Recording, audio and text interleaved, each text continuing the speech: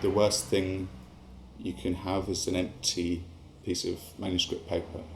And so part of the game of composing is setting up these little rules or these little structures that imprison you in certain ways, but then you have to use your imagination to get out of those prisons.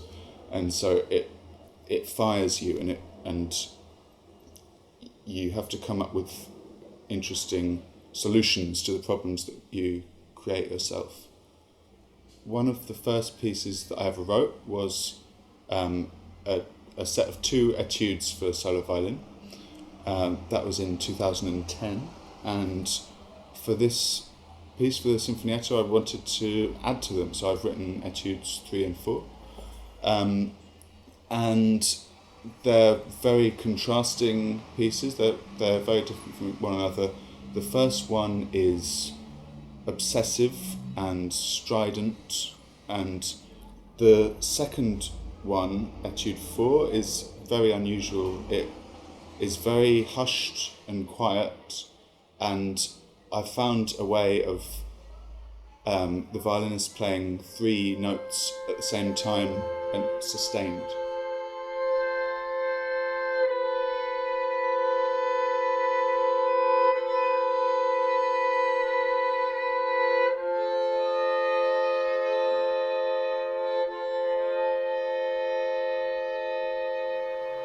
It's a good discipline to write etudes and to write for a solo instrument. Hard, but it's good. It's like a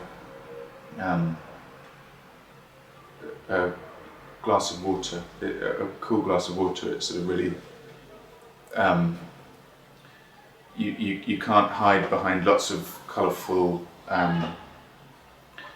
lots of orchestral colour, and you're really stripped down. But that's the challenge to your imagination. Then you have to make something interesting with such pared down resources.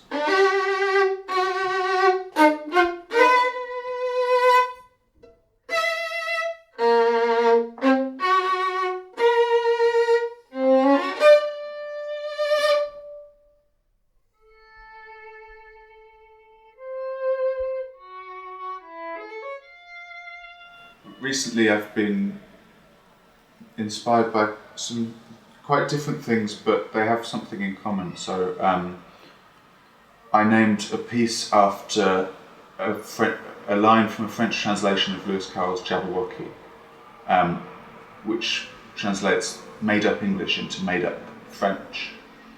And then my orchestral piece recently was inspired by an amazing book called the Codex Seraphinianus, which is an encyclopedia of an imaginary world. And it's got all these amazing illustrations of things that don't exist.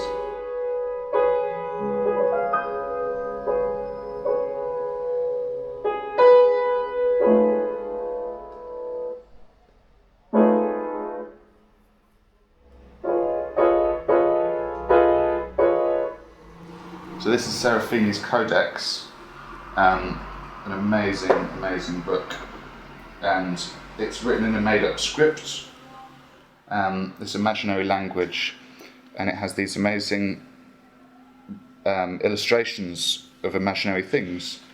I think this is the chapter on food, and this is mostly eggs, animals as well.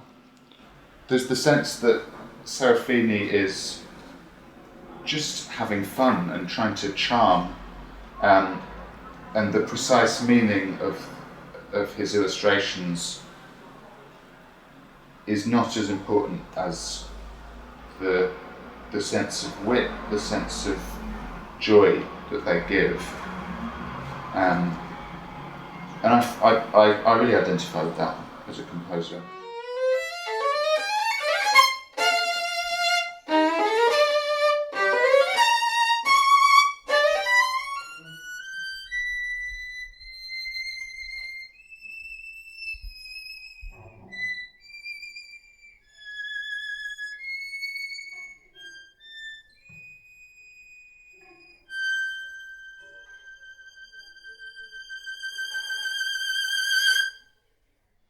rather than explaining what this thing is about, he actually says, "I must confess that the true author of the Codex was the white cat and not I, even though I've always passed myself off as being the author, whereas I was merely its manual executor." So apparently his cat wrote it,